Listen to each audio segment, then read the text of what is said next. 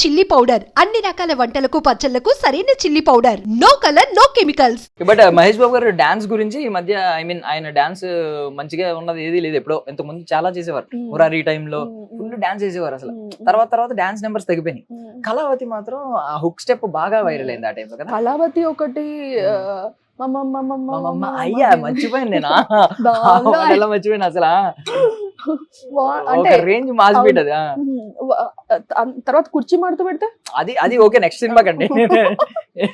అంత హ్యాండ్సమ్ గా కనిపిస్తున్నారు అంటే ఎంత మెయింటైన్ చేస్తే కనిపిస్తారు, ఎంత హెల్దీగా ఎంత మెయింటైన్ చేస్తే. సో అది గ్రేట్నెస్. ఆయన అందరికీ డైలాగ్ అందరూ ఏదో ఈజీ అనుకుంటున్నారు కానీ I have so many memories with him అన్నమాట. అన్ని సెన్సార్ ఈజ్ లైక్ అంటే మనం ఆయన సూపర్ స్టార్ ని అంత ఇదిగా అనుకోం. బట్ హీఈస్ లైక్ అంటే boy next door kind of personality అయింది. భలే మాట్లాడతారు. ఆ మాటలు గాని ఆ నవ్వడం గాని నవ్వుతారు ఒకలాంటి నవ్వు. ఆయన నవ్వుతుంటే ఆటోమేటిక్ గా నాకు నవ్వు వచ్చేస్తుంది. సెట్స్ లో అలాగే ఉంటారండి. కంప్లీట్ ఫుల్ జోవియల్ ఉంటారు. కానీ 6 అయిందంటే ఆయనకి ఫ్యామిలీ గుర్తొస్తుంది. ఫ్యామిలీ కాదు ఫస్ట్ వెళ్ళిపోవాలి. అదే ఫ్యామిలీ గుర్తొస్తుంది వెళ్ళిపోవాలి. ఆయన పట్టాభి గారు అని ఆయన మేకప్ మ్యాన్ ఉంటారు. ఆయన చిన్నప్పటి నుంచి ఆయనకి మేకప్ ఇది చేస్తున్నారు. కృష్ణ గారికి చేసి ఆయన చెప్తుంటారు అనమాట.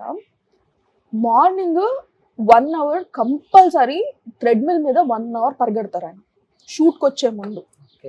డైలీ ఎవరు అంత చేయగలరు, చేశారు. రోజంతా షూటింగ్ చేస్తారు. చేసి ఈవినింగ్ అయిన తర్వాత వెళ్ళి కంపల్సరీ పడుకునే ముందు 1 hour మళ్ళీ రన్నింగ్ చేస్తారు థ్రెడ్మిల్ మీద. అంటే డైలీ 2 hours థ్రెడ్మిల్ మీద రన్ చేస్తారు. అది అన్నారు తీరిపోతుందని. నాకు 5 నిమిషాలు థ్రెడ్మిల్ మీద నడవమన్నా నా వల్ల కాదు మరి. అది ఆబ్వియస్లీ అందుకే సూపర్ స్టార్స్ కదా వాళ్ళు. కరెక్ట్. సో ఎక్కడన్నా మీకు కొంతమంది స్టార్స్ తో మీరు పనిచేసినప్పుడు లైక్ ప్రభాస్ గారు, మహేష్ బాబు గారు, వీళ్ళలో ఒక కామన్ క్వాలిటీ ఏదన్నా అనిపించిందా? Very down to earth. అది అంటే వీళ్ళు ఎక్స్పీరియన్స్ తో వచ్చే ఇది అంటారు కదా. ఇప్పుడు మనం కొంతమందిని చూస్తూ ఉంటాము. ఎగ్జాంపుల్ చెప్తాను. వీళ్ళు పెద్ద హీరోస్ అంటే వాళ్ళు పాన్ ఇండియన్ యాక్టర్స్. తెలియని వాళ్ళు ఉండరు. ఇప్పుడు నేను రోడ్ మీద వెళ్ళినా జనాలు అంత ఆబ్వియస్లీ గుర్తుపట్టరు. ఎక్కడో చూసా అమ్మాయిని అనుకుంటారు. మీరు వెళ్ళినా అంతే. కానీ వాళ్ళు వస్తే జనాలు గుంపులు తోసుకొని వాళ్ళకి పడిపోయి చనిపోవడానికి కూడా రెడీగా ఉంటారు. అంత పెద్దవాళ్ళు కూడా ఒక మాట్లాడే తీరు కానీ లేకపోతే ఆ బిహేవ్ చేసే ఇది కానీ ఎంత ఇదిగా ఉంటుందంటే స్వీట్ హార్ట్స్ వాళ్ళు. అందుకనే అంత స్టార్స్ అయ్యారు. ఈవెన్ ప్రైవేట్ లైఫ్ సాక్రిఫైస్ చేసిన వాళ్ళు వీళ్ళందరూ. ఎందుకంటే పాపం ప్రైవేట్ కి ఎక్కడికి వెళ్ళడానికి ఉండదు. బేసిక్ గా నేను ఒక చిన్న చెప్తాను. నేను జూనియర్ ఎన్టీఆర్ గారికి అంత ఫ్యాన్ కాదు. నార్మల్ గా ఐ జస్ట్ లైక్ హిమ్ ఆ కైండ్ ఆఫ్. ఎందుకంటే నేను ఫస్ట్ నుంచి చిరంజీవి గారు ఫ్యాన్, ప్రభాస్ ఫ్యాన్. ఇట్లా అయ్యేటప్పుడు నేను అంటే ఈ జనరేషన్, నేను వీళ్ళ జనరేషనే కదా, జూనియర్ ఎన్టీఆర్ ఆ జనరేషన్ కదా. సో నాకు జస్ట్ ఇష్టం ఉండే. బట్ ఆయనతో నేను ఒక యాడ్ ఫిల్మ్ చేశాను. యాడ్ ఫిల్మ్ కి వర్క్ చేశాను నేను.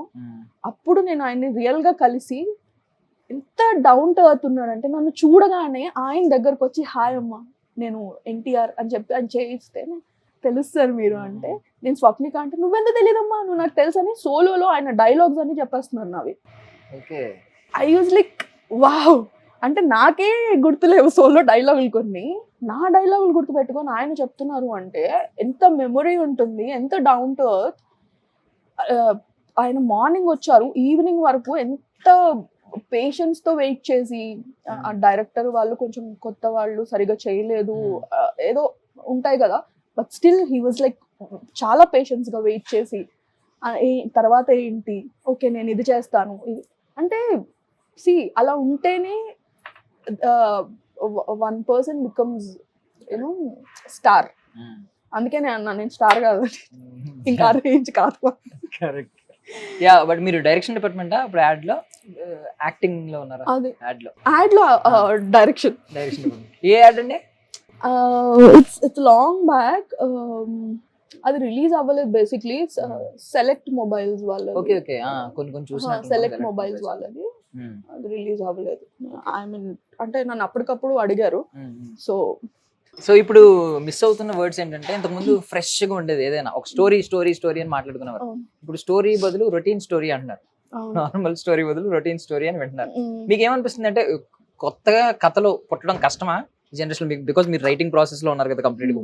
రైటింగ్ టేబుల్ మీద బాగా వర్క్ చేస్తున్నారు. మీ ఆయన గారి సహకారం ఉంది. అది పాపం ఆయన క్రెడిట్స్ ఎప్పటికప్పుడు రైటింగ్ టాపిక్ వచ్చినప్పుడు అలా మీరు అంతా అనుకోకండి. మీరు ఆయన మధ్యలో ఉన్నారు కాబట్టి ఆయన క్రెడిట్స్ కొట్టేద్దామని చూస్తున్నారు. ఆయన చెప్పిన డైలాగ్స్ చాలా ఉంటాయి మీరు తీయబోయే సినిమాలో. అది ఓన్లీ కామెడీ వైపే. చాలా కామెడీయే కదండి, ఎంటర్టైన్మెంట్ కావాల్సింది. Yeah okay. So I mean ఏంటంటారు, ఎందుకు మిస్ అవుతున్నాయి ఇప్పుడు కొత్త కథలు, కొత్త ఫ్రెష్ థీమ్స్? ఎన్ని ఇయర్స్ తీస్తారండి? ఇప్పుడు ఒక సినిమా స్టార్ట్ అయినప్పటి నుంచి ఇప్పటి వరకు ఒక 80 years జర్నీ, 75 years జర్నీ ఉందా? ఎన్ని స్టోరీస్ వస్తాయి? ఇయర్ కి ఎన్ని సినిమాలు తీస్తారు? ఆబ్వియస్లీ అంటే మనం ఏ బేసిక్ ఇదైనా రామాయణం, మహాభారతం, బైబిల్ లేకపోతే ఖురాన్, వీటి నుంచి వచ్చిన స్టోరీసే ఉంటాయి. ఏదున్నా వీటిలో టచ్ ఉంటుంది.